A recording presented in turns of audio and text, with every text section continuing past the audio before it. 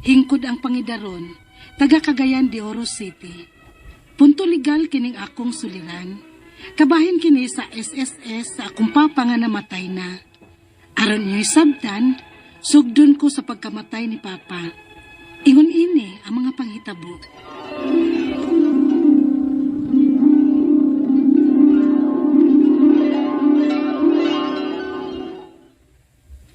Dionisio! Dionisio! Ganong nag-una ka man ako, dong. Usahon ko naman lang ang atong mga anak. Ma! Nga ako na lang itong usad, Doning. Maigo na.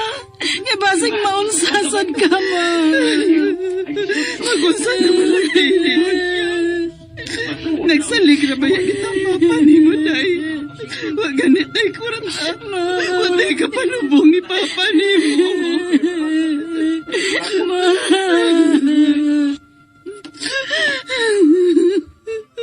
Usawa naman lang ni Dato, no? Jacinta, ayaw na palabis na magibati. Kay may mga anak pa ba mong dun nga nang nahanglan ni mo? Ate Marina. Unsao naman lang na ako, Ate Marina. Huwag gani ko mahibaw sa pagpalubong ni Kakubana. Di ba may trabaho man si Duning? Siguro kung may SSS na siya. Kaya nga naman diig na siya is SS, ha? Namang good para sa burial assistance. Murag 20,000 man gani. O niya, makuha dayon? Oh, dili pa. I-process pa na ninyo. Uy, madugay pa natong hayas Doning, ani. Pwede ratang mangita og kautangan sa pagkakaroon ug bayaran lang unya nato kung maabot na ang SSS ni Duning. Sige Marina. Tabangi unya in taon ko, ha? Asa man ka taon ta makapangutang og kwarta. Aron nga mapahinuna na nato si Doning.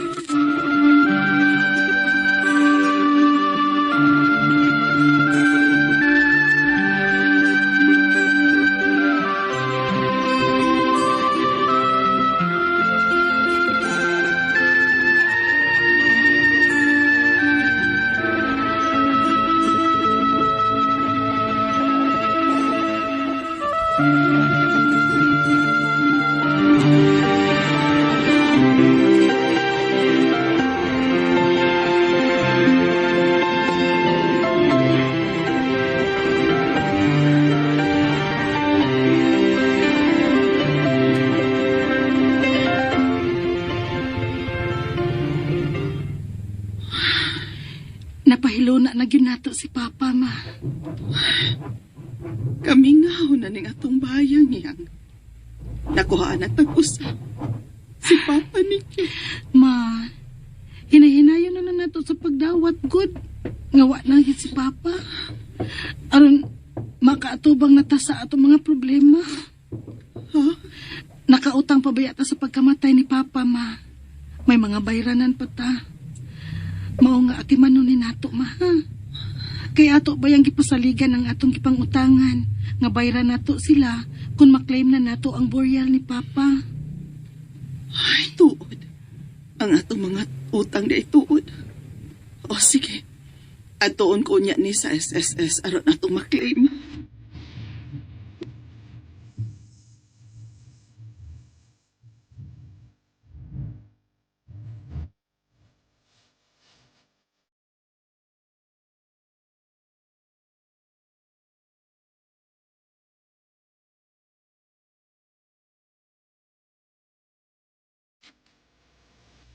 Mao ni ang mga requirements nga mo gikinahanglan aron sa pag-claim sa burial assistance sa imong mister, ma'am.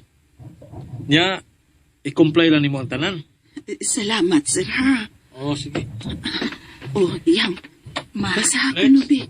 Kuno sa ng mga requirements nga nakabutang diha.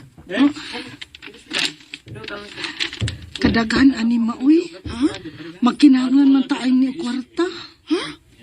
Kwarta na sa?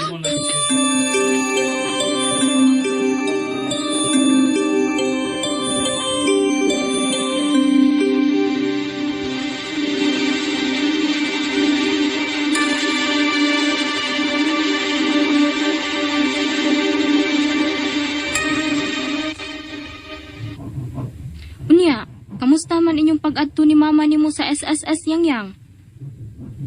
Nag-uulto si mama, ate. Kay daghan mong kaayo og requirements nga kinahanglan oy nga panglukaton. Magkinahanglan na sad kuno og kwarta, ate. Nya tiwa na baya mi kwarta. Mao ba? Nya ti ba 8 months naman di kuno ang nahug ni papa didto. Pero may makuha pa kuno gihapon si mama. Aw, maayo na lang. Pero ate, lisura di sa pag-practice no. Embis maning kamo tag-practice kay watay kwarta. Kinahanglan sa di po tag-kwarta, nag-practice pa lang. Isod ka kaning pobrita ate, uy. Pangitaan ta nagpaagi yang. Makubra ra lagi na ninyo ang burial assistance ni papa ninyo.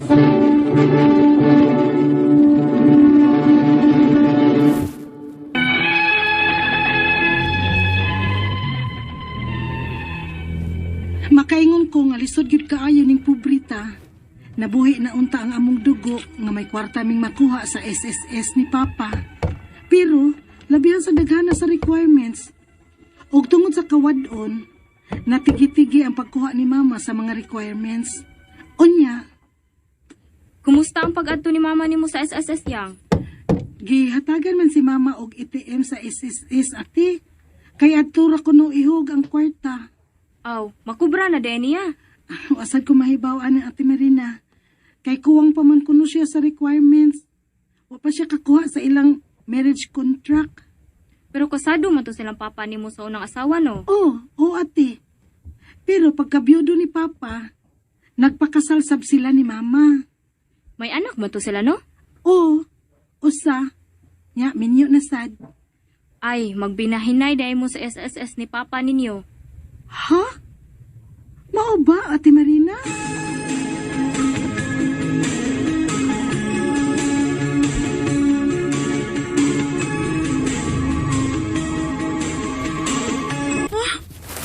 Kuwang pamanggani ni ibayad sa itong mga utang pagkamatay ni Papa ninyo. O dako pa ta og gasto sa paglakaw-lakaw anis mga papilis nga gikinahanglan sa SSS. Aw, nakuha na di ay ni mo, ma? Oh, 15,000 ra. Oh, insimila di ay. Uy, pero lang na maoy. Dili, isiguro sa ni nato og bayad sa itong mga nautangan kay maikog ta. Aw, ingon man hinuntong SSS nga may mapuno pa. Ay, basta mahuman ako nun ako og pasa ang tanang papilis. Wa pagyud gani ko kapasa sa among marriage contract papa ninyo. Oh, maayo kay gihulgan na ka sa iti mo 15,000 di ay, ma. Nga wa man di ay kakahatag sa inyong marriage contract ni Papa. Ay, basta uy. Kay naminaw ra ko unsa ilang gisulti dito. May unta og mahumanan ni. Kay gawa sa gasto, kapoy kay balik-balik dito uy. Giteksa na gani ko sa taga SSS. Nga ipapasa na dito nila ang marriage contract namong papa ninyo. O sige, sige ma. Tabangan ti kag process sa ana.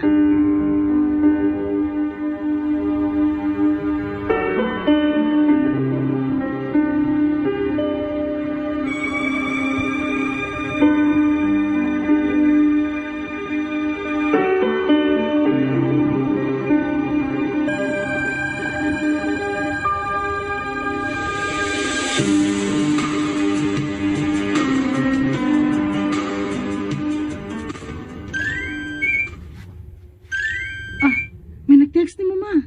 Basin ang SSS na. Kay human naman to natugpasan nilang marriage contract ninyong papa. Uy, unsa naman sab ning gitek sa taga SSS? Laing requirements na sad, ma. Oh, birth certificate ug marriage contract na sab kuno sa inyong maguwang. Ni ate? Dili, uy. Sa inyong maguwang nga anak sa inyong amahan sa una niyang asawa. Ug death certificate sa unang asawang papa ninyo. Unsa naman sad na, ma, uy? Hasula na ba, ana?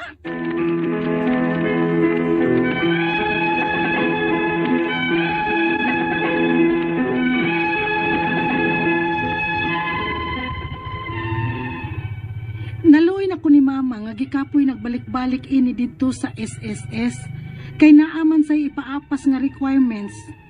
Ang ako mga pangutana mo kining mosunod unang pangutana. Namatay ang akong papa ug may SSS siya nga nahulugan niya og 8 months. Mga pila man day unta ang madawat anak ni mama. Nakadawat na hinuon siya og 15K. Pero naa pa man kuno. Mga pila pa ka kay daghan pa kaayo migbayranan pagkamatay ni papa. Ikaduhang pangutana. Biyudo to ang akong papa o kasado sad sa una niyang asawa. May anak silang usa ug minyo na. May bahin ba usab siya sa SSS ni papa? Ikatulong pangutana. Human og pasa ni mama sa tanang requirements, giingnan ra siya nga papaabuto na lang nga mahug sa iyang ATM ang kuwang. Pero gipangayuan naman sad si mama sa PSA birth certificate ug marriage contract sa anak sa unang asawa ni papa ug death certificate sa unang asawa ni papa. Kinahanglan pa ba gyud na? Ikaw pa to katapusang pangutana. Unsa may among buhaton aron madali ang pag-process aning tanan? Asa man mi muduol? Kay naluoy na kaay ko ni mama nga sigig balik-balik sa SSS. Palihog, tabangi og tambagi ko. Kini ang akong suliran, Yang.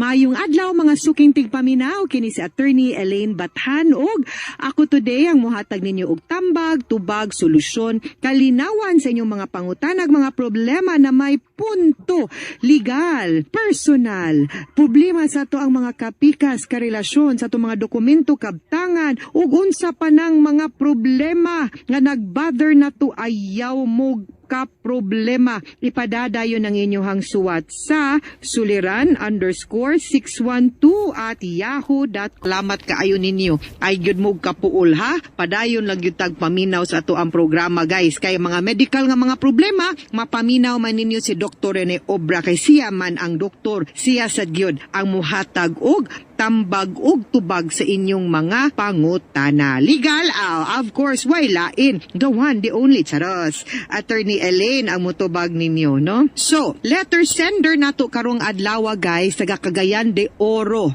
Atong tawgon sa pangalan nga si Yang. Wa man siya musulti pila iyahang edad pero punto legal iyahang ang SSS ni sa iyahang papa. Nya wala na baya to iyahang papa, namatay naman iyang papa no, so una niyang pangutana. Pagkamatay si iyahang papa, may SSS siya nga nahulugan niya og 8 months. Mga pila man di ay ang madawat anang mama. Uy, nakadawat man noon siya og 15,000.